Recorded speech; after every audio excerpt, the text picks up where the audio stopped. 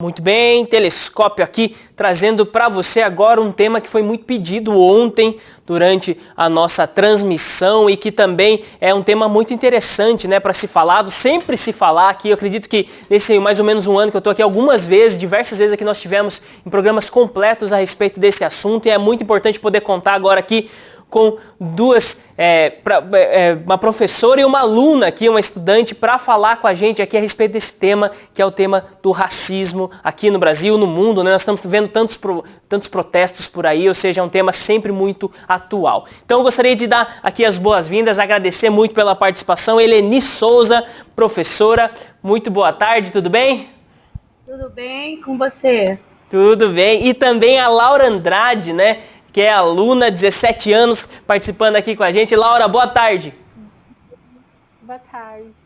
Muito bem. E já começando, eu gostaria de perguntar para vocês, né, a respeito dessa situação toda que está acontecendo no mundo, né? O que a gente pode tirar de tudo isso? É um tempo de reflexão maior ainda nesse momento sobre a situação do racismo, sobre esse problema que nos assola há tantos anos. Como vocês veem essa situação atual?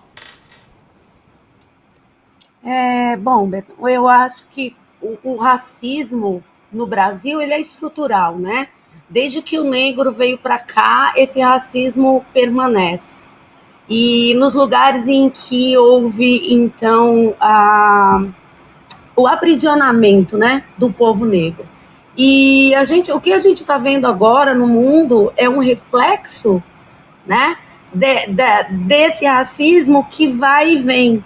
Porque se você pensa na sociedade brasileira, ninguém assume que é racista. Ninguém. Aí nós, negros, temos que sobreviver com aquelas frases: ah, mas eu não sou racista, eu tenho um amigo que é negro. Olha, a empregada da minha casa é negra e eu trato ela como da família, né? Como se isso institucionalizasse o racismo. No caso dos Estados Unidos, está me lembrando muito o movimento dos Panteras Negras, que foi exatamente um movimento que veio nessa contrapartida da violência sofrida pela população negra, né? Principalmente pela polícia. Então, ver uma cena como a gente viu de um negro sendo morto, pisoteado, né? Ele foi pisoteado por um branco, por um policial branco que estava ali, lotado de câmeras, que tinha N pessoas ao lado dele dizendo o ato que ele estava fazendo, e em nenhum momento você não viu uma vírgula no rosto desse camarada, né? Ele estava ali realmente, então não dá para tirar dele esse papel de assassino.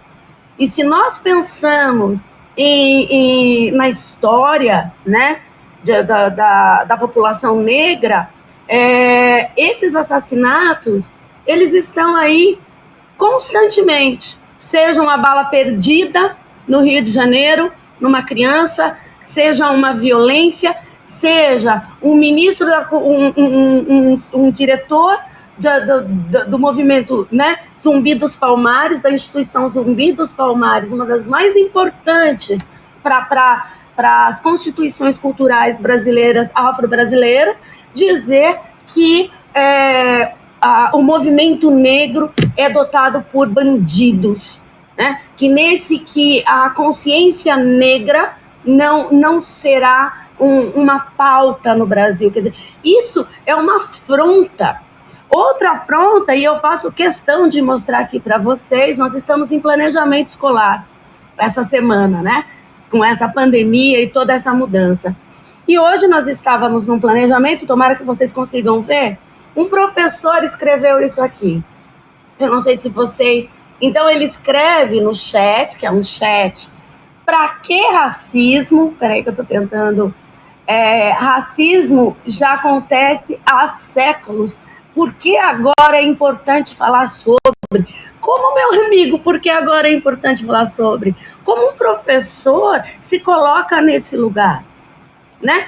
Não existe a disparidade entre as condições sociais e vulnerabilidade da população negra é incontavelmente maior do que os brancos. A entrada no mercado de trabalho dos negros, e nós que somos negros, com certeza ela vai falar disso, em algum momento da nossa vida sofremos esse racismo estrutural, inclusive pela classificação da pele, né?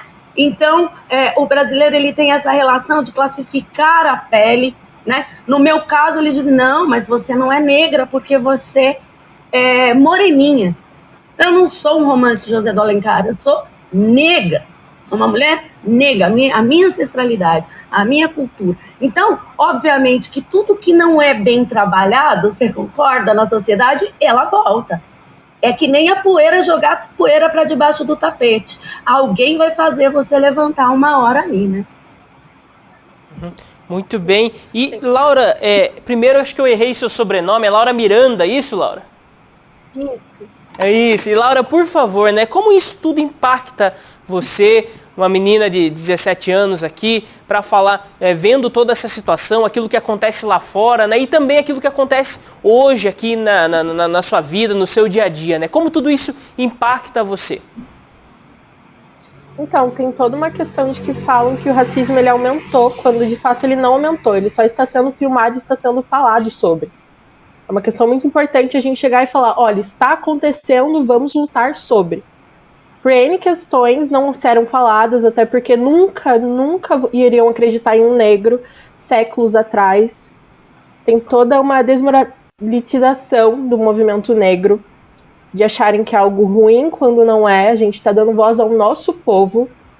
Então é muito importante, hoje em dia, você ter noção do que aconteceu antes e o porquê de tudo isso está voltando.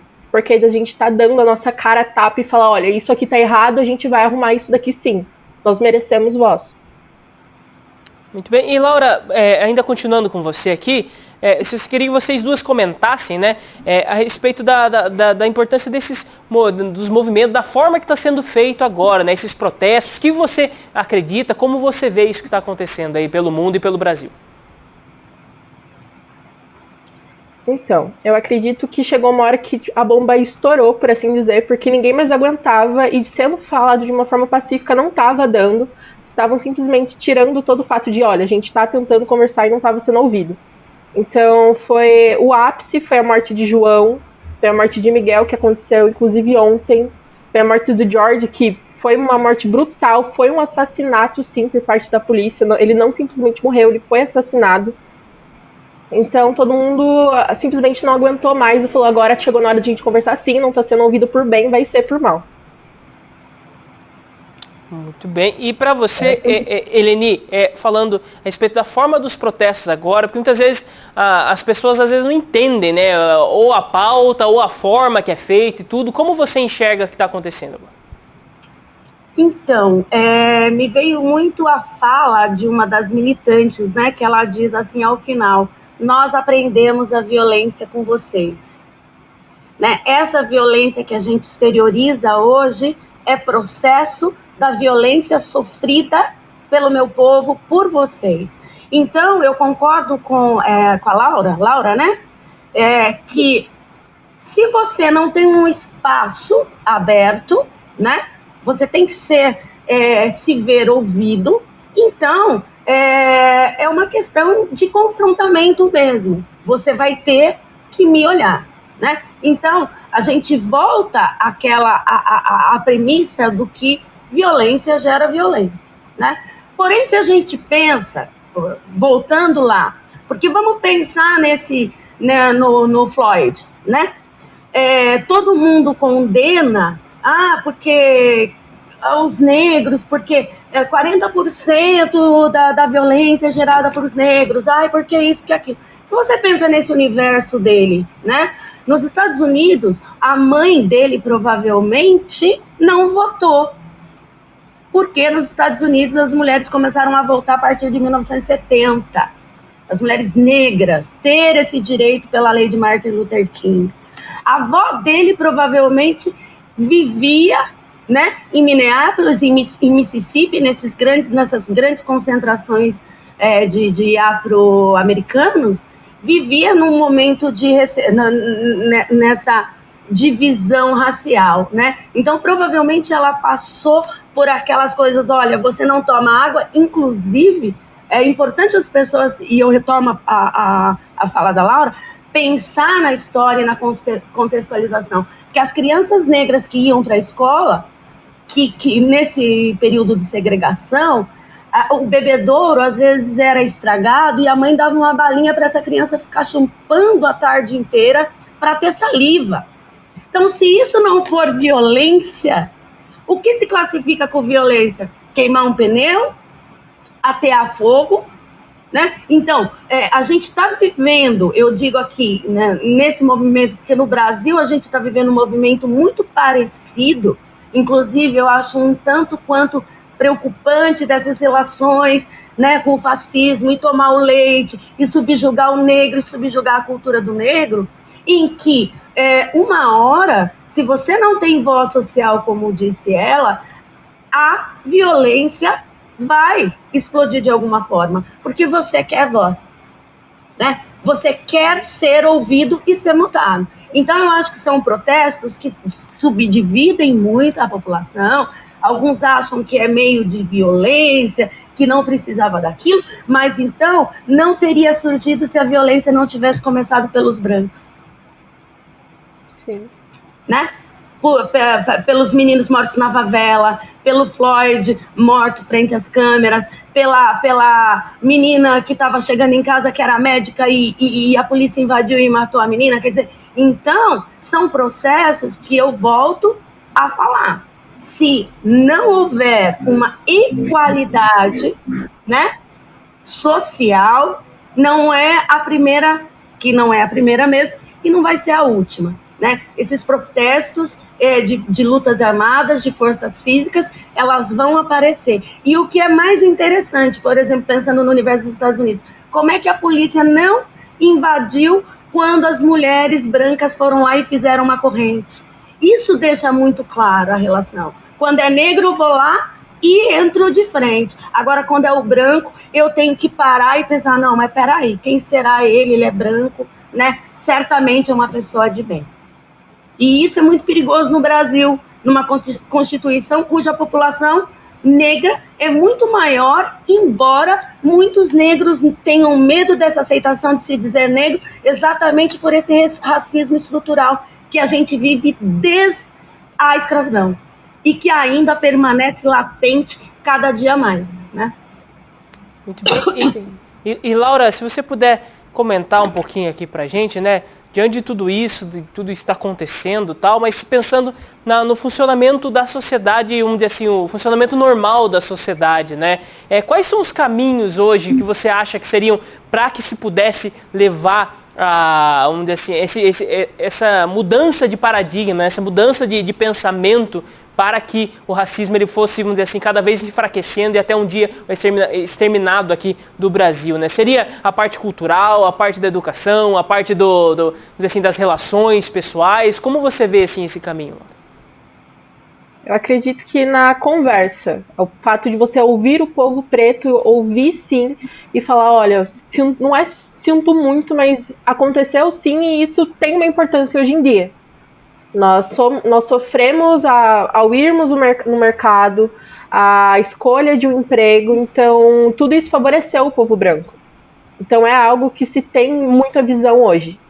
Principalmente na educação de crianças, ensinar as nossas crianças que elas são lindas e elas têm uma história por trás da escravidão. A gente não nasceu escravo. Fomos pessoas escravizadas, fomos tiradas da nossa terra. Começa por aí. Porque tudo que é ensinado olha, você veio de escravo, e não é bem assim.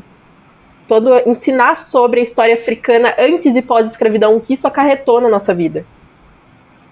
É uma questão cultural, ensinar as culturas africanas, ensinar o que a gente perdeu com isso, porque até então não se foi ganho nada, só se foi perdido. Então acredito na educação muito e na conversa de você sentar e ouvir alguma pessoa preta e entender o que ela tem que te dizer. Muito bem. E professora Eleni, a seu ver, também, essas saídas, vamos dizer assim, é claro que nós estamos um tempo, vamos dizer assim, de uma ação, de um movimento social, vamos dizer assim, de uma ação um pouco mais contundente e tudo, né? Mas no usual da sociedade, né? Nesse caminho tudo, qual você acha que são os caminhos? Você citou aqui a parte de ser uma professora, de levar isso para os alunos, é esse um dos caminhos também para isso? Com certeza, eu acho assim.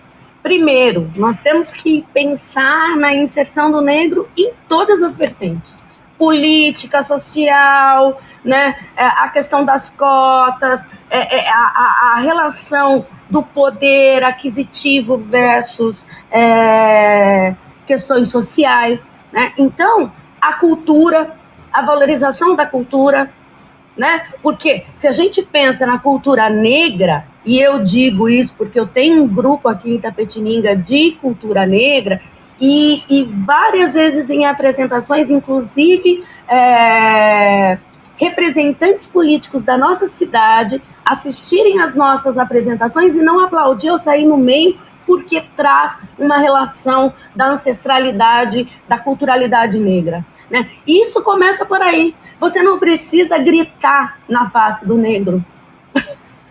São pequenos atos arraigados, né? Então, você pensar por que é que a cultura europeia, que é uma cultura, porque a escola importa uma educação europeizada. A escola brasileira, ela não nasce de uma fundamentação pensada para o povo brasileiro, até porque se fosse, ela ia dançada, cantada, dançada em roda, né? Porque a gente tem aí as culturas indígenas e africanas. E quando se reserva o Dia da Consciência Negra para falar, é muito pouco. Porque como a Laura falou, isso a gente se reconhece. E a gente se reconhece negro de duas maneiras. Ou você reconhece negro pelos exemplos, pela questão contextual e histórica da sua ancestralidade, ou você se reconhece negro quando alguém mete o dedo na tua cara e fala assim, viu, ô negrinha? Eu já passei por isso, você consequentemente passou por isso. Então, não adianta achar que esse racismo, meu amigo, não vai acabar assim, né? Porque o Brasil demorou demais, ou melhor, né? Os negros que se voltaram e começaram a exigir um espaço. Os governantes dificilmente nos davam espaço para isso, né? Tanto que hoje tem gente dizendo que tem que tirar cota. Que tem que tirar cota por meritocracia. Que meritocracia? Vai morar na favela sem água, sem comida, né? A gente pensando em tempo de pandemia, que tem criança que não tem um celular para estudar. Que meritocracia, meu amigo? Então, eu acho que começaria a melhorar, como começou a melhorar quando a gente começou a falar em cotas, quando a gente começou a ter uma Fundação Zumbi dos Palmares que valoriza a cultura negra, que está em mim, que está em você, que está em todo brasileiro.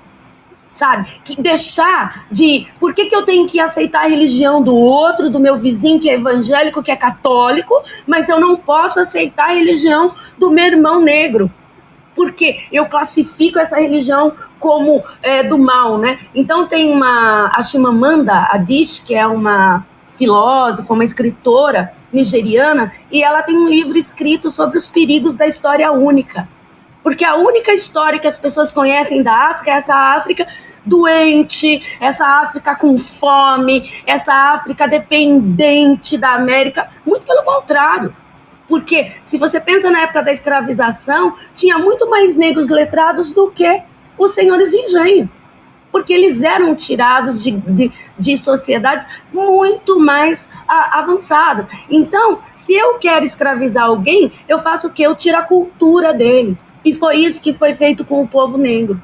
E para recuperar isso, tem que dar pernada mesmo. Tem que meter a cara na rua. Se os caras não olham de uma forma, vai ter que se olhar de outra. Foi assim sempre na nossa história. Pensa na revolta dos malês, pensa nas questões do Zumbi dos Palmares. Os negros nunca conseguiram nada a não ser por muita luta. E por muita força física, diga-se, de passagem, né? certo ou errado, eu acho que nós não estamos aqui para colocar nesse lugar. Mas para pensar, é isso que as pessoas precisam começar a fazer. Olhar para trás, ver o contexto, sabe? Achar que o Brasil é o melhor dos mundos porque é miscigenado. Muito pelo contrário, porque nos Estados Unidos isso é aberto. Você é preconceituoso, tem espaços segregados e pronto. Aqui a gente vive nesse racismo estrutural, né? A ponto de falar, não, mas minha filha, uma pessoa falar, meu filho não vai casar com um negro porque foi bem educado. Começa pela própria figura de quem tá comandando o país, que condena os negros a esse lugar. E Laura, trazendo aqui, nós já estamos partindo aqui para o final do nosso programa, né? Agradecendo muito a participação de vocês. Se quiser deixar um recado final aqui para o pessoal, para quem está acompanhando com a gente o Telescópio. Eu sei que é um assunto que daria para falar aqui vários programas, muito tempo aqui, né? Trazendo mais pessoas ainda, trazendo mais situações. Mas se quiser deixar um recadinho aqui para o pessoal, fica aberta a câmera do Telescópio para você, Laura. Eu convido a todos ao ato antirracista que vai ter aqui na cidade, óbvio, respeitando todas as medidas por conta do Covid-19, usando sempre máscara, e se puder levar uma a mais, a gente também vai estar disponibilizando álcool, disponibilizando máscara também, mas é porque é um ato muito importante da onde chegou a nossa vez de ter voz. Convido todos nesse domingo, dia 7, às 4 horas, na Praça das Três Escolas. Muito bem. Acredito que nós temos um vídeo também, antes de passar aqui para a Eleni. Temos isso. Eu vou colocar o vídeo logo após a sua fala aqui, as suas considerações finais, Eleni. Mas eu agradeço muito, Eleni Souza, professora, participando aqui com a gente. É sempre muito importante trazer esse assunto aqui no Telescópio. Se quiser deixar um recado final aqui para o pessoal que está assistindo, fica aberta a câmera para você. Não, só dizer, pais, eduquem os seus filhos para a igualdade. Seja qual for ela, de raça, de classe, de gênero, isso vai fazer a diferença. Porque a criança, ela é reflexo daquilo que ela vem, né? Então, se a gente pensa em igualdade, é começar por aí. É ver que nós somos todos feitos da mesma matéria, né? Muito bem, muito obrigado a vocês duas que participaram aqui com a gente hoje a respeito desse tema e tão pedido, né, aqui através dos nossos comentários. Então fica sempre o compromisso aqui da TVI de levar até você. E nós temos o vídeo, mas antes do vídeo ainda eu gostaria de ler aqui o recado da Marina Nalesso, que colocou aqui: o racismo estrutural no Brasil não permite que muitos se indignem com a morte de uma pessoa negra. Não somente o racismo entra nessa análise, como também o fato da especialidade, pois é uma pessoa de periferia. Já imaginou se fosse um branco da zona sul do Rio? Seria caso de comoção nacional. Brasil, um país racista em geral, coloca aqui a Marina Nalesso. A Fernanda Silva, ela coloca aqui também a respeito disso. Então, é muito importante o pessoal estar sempre ligado em tudo isso. Nós temos um vídeo aqui que é do historiador Luiz Fernando Valha, que ele mandou um vídeo pra gente falando justamente a respeito do racismo. Acompanhe com a gente. O que é o racismo? O racismo é uma questão de poder. Ou seja, então, quem é que está no poder? O poder normalmente é feito por pessoas brancas. Até na África, o negro não está necessariamente no poder. O poder não quer dizer o governo, mas sim a questão econômica dentro de uma sociedade. Então, pegamos aí todo esse fim da escravidão que teve no mundo inteiro, essa procura dessa ideia liberal de tentar colocar as pessoas no consumo. O problema, sim, é que lá, se a gente pegar o exemplo americano, a gente vai ver que há lá uma separação. Essa separação, as pessoas foram conseguindo forças. E aí as pessoas se perguntam, por que no Brasil não tem essa mesma luta? Essa mesma luta não ocorre no Brasil por diferentes maneiras. Ou seja, o negro aqui não é que nem um negro americano. Ou seja, o negro aqui ele não foi impedido, ele não teve que andar numa outra calçada que nem um negro americano. Ele não participou de um processo de exclusão que nem a colonização anglo-saxônica. A colonização portuguesa procurou fazer um pouco dessa integração.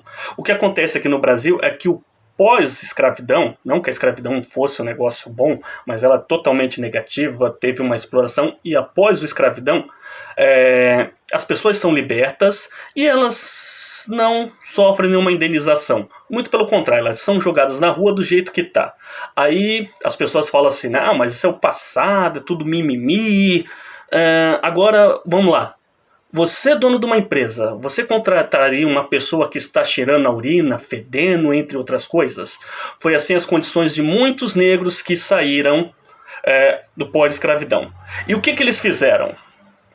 Eles trouxeram mão de obra imigrante, porque o imigrante era branco e europeu. Porque aqui a intenção era excluir, eliminar e acabar com a raça negra. Porque muitos intelectuais acreditavam que a miscigenação daria realmente chegar um momento que só teríamos pessoas brancas no país. E não foi o que aconteceu. E o que a gente tem até hoje? Há uma questão muito complicada. Quando assim as pessoas falam que cota é racismo, que cota é isso, que cota é aquilo, a gente tem que entender o quê? Que o racismo aqui só vai acabar quando o negro for visto. Visto como? Não visto como uma figura suspeita, não vista somente como um jogador de futebol, ou não visto somente para eu estar falando aqui de racismo, mas sim visto como eu sou um acadêmico, eu sou formado pela Unicamp, tenho uma pós-graduação em políticas públicas e não sou chamado para discutir esses assuntos. Normalmente as pessoas se lembram de mim apenas para falar de racismo. Ou seja, então a gente tem que ser vistos. Os negros têm que estar na faculdade para o quê? Para as pessoas perceberem que a gente existe e a gente pode ocupar outras posições. Não vamos dizer assim, tem que esperar, melhorar, isso, aquilo, mas cada ano que passa a gente perde talento, perde pessoas capacitadas que podem exercer funções importantes dentro da sociedade. E quando isso vai mudar? Quando a gente vai começar a ser visto? Somente quando tiver manifestações ou somente quando formos parados pela polícia? Que é o meu caso, ou seja, porque eu troquei de carro, várias vezes fui autuado, várias vezes fui parado. Eu tenho um caso que quando eu vindo de São Paulo para Itapetininga, um ônibus parou a gente que estava lá e pediram os documentos de todo mundo. Mas só levaram 3 documentos para averiguar. De quem eram esses 3 documentos? Hein? Pergunta para mim? Quem eram as 3 pessoas? Eram brancas de olho azul? Não, eram negras. Eu era uma delas. Então, enquanto eu não for visto, enquanto eu ainda for olhado como suspeito, não acabaremos com esse racismo estrutural dentro da sociedade. A gente precisa ser visto e ser olhado e ser respeitado conforme as nossas posições e formações. Só isso. Muito obrigado, então, ao historiador Luiz Fernando Vale, que enviou esse vídeo aqui pra gente, trazendo também mais profundidade ainda a esse debate aqui a respeito do racismo no Brasil. Então, agradeço também a todas as pessoas que sugeriram essa pauta aqui ao Telescópio. Nós estamos sempre abertos aqui a essa pauta.